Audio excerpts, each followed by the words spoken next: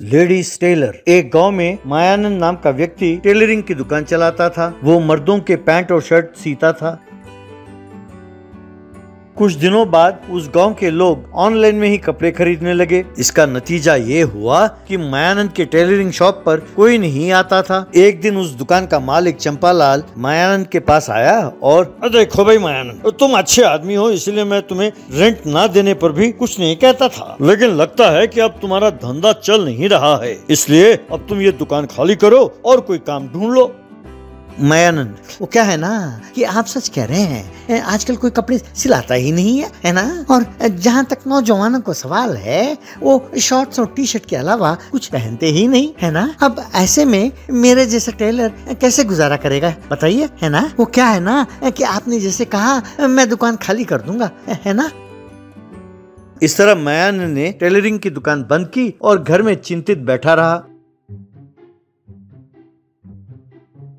एक दिन मायानंद की पत्नी सोनम, अजी क्या हुआ, आप यूँ परेशान क्यों बैठे हैं, जरा यूँ बाहर सैर करके आइए। मायानंद, अरे भगवान, वो क्या है ना कि बचपन से ही मैं सिलाई की मशीन को पकड़ के बैठा था, है ना।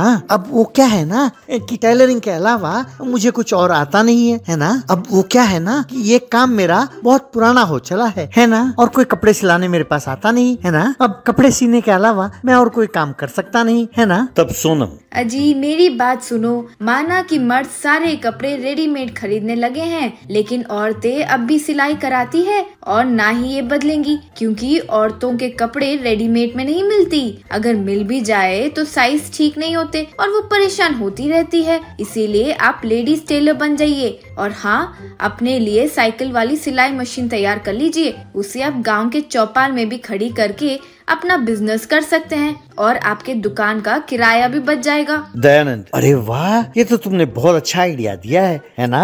और जैसे तुमने कहा, अगर मैं वैसा करूं तो मेरे पैसे भी खर्च नहीं होंगे और लाभ ही लाभ होगा, है ना। इस तरह मायानंद ने गांव के चौपाल में एक पेड़ के नीचे साइकिल वाली सिलाई मशीन खड़ी करके अपना बिजनेस करने लगा। उसने उस पेड़ पर लेडीज टेलर वाला बोर्ड टांग दिया।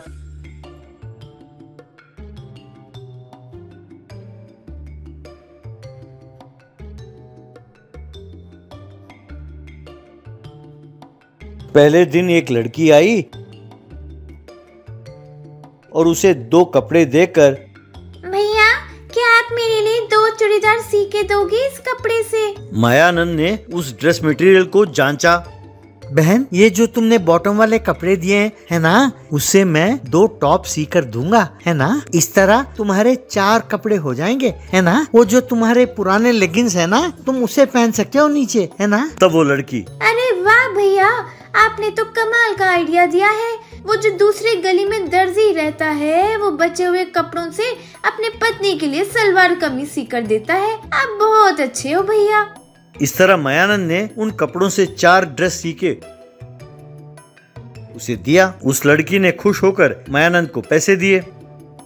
एक दिन एक और लड़की आई और वो, ब्रो, क्या आप मुझे टेम्पर्ड जीन्स और स्लिम फिट शर्ट सी कर दे सकते हो। मायानंद उसे हैरान होकर देखने लगा। तब वो लड़की, ऐसे क्या देख रहे हो भैया, आजकल लड़कियां वर्किंग वुमेन है, वो भी मर्दों की तरह पैंट शर्ट पहनती है। ब्रो, कंफर्ट जरूरी है। मायानंद, वो क्या है ना, तुम सच कहती हो। पहले मैं मर्दों के लिए कपड़े सीता था, है ना। मैं ना तुम्हारे लिए जबरदस्त कपड़े सी कर दूंगा, है ना।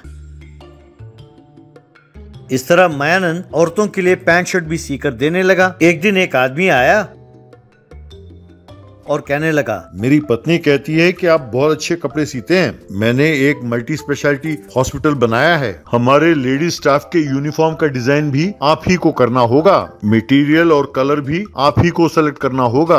आप अपना कोटेशन दीजिए तो मैं आपको एडवांस दूंगा। मायानंद, वो क्या है ना कि सड़क के किनारे में कपड़े सीता हूँ, है ना। और आपने मुझ पर इतना यकीन किया, इसके लिए धन्यवाद, है ना। वो क्या है ना कि कल मैं आकर आपके अस्पताल के कलर्स देखूंगा, है ना। आपके अस्पताल के रंग के मुताबिक मैं आपके स्टाफ के लिए कैसे कपड़े डिजाइन करने होंगे, कौन से रंग के होने चाहिए, इसका निर्णय लूंगा, है ना। तब वो व्यक्ति, मेरी पत्नी ने कहा था कि आप सिर्फ एक अच्छे टेलर नहीं है बल्कि बहुत अच्छे डिजाइनर भी हैं। सड़क के किनारे कपड़े सीते हैं, इसका मतलब ये तो नहीं कि आप में टैलेंट नहीं है। मैं भी इसी लेवल से ऊपर उठाऊं, इसीलिए मुझ में टैलेंट को पहचानने की समझ है। मायानंद ने उसे प्रणाम किया।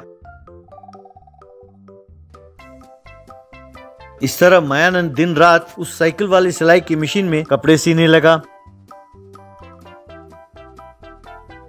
उसने बहुत जल्द एक बहुत अच्छा सा घर बनाया, लेकिन उसने पेड़ के नीचे कपड़े सीने का काम बिल्कुल नहीं छोड़ा। एक दिन मायानंद अपनी पत्नी सोनम से, वो क्या है ना कि मेरे समझ में नहीं आता कि मैं तुम औरतों को धन्यवाद कैसे कहूँ, है ना। जिस हुनर को मैं समझ बैठा था कि मर गया है ना, उसको तुम लोगों ने फिर से जिंदा किया और मुझे एक नई पहचान दी है ना। मैं तुम्हें प्रणाम करता हूँ, है ना। ये सुनकर सोनम बहुत खुश हुई। तब मायानंद, वो क्या है ना कि मुझे सिर्फ एक बात का डर है ना। औरतें आकर कहती हैं कि उन्हें मर्द के कपड़े सी कर दूं, है ना। वो तो ठीक है, पर क्या करूं अगर मर्द आकर ये कहें कि उन्हें औरतों वाले कपड़े चाहिए, है ना। इस फैशन की दुनिया का कोई भरोसा नहीं है ना। पता नहीं कब कैसे पलट जाए। यूं दोनों हंसने लगे।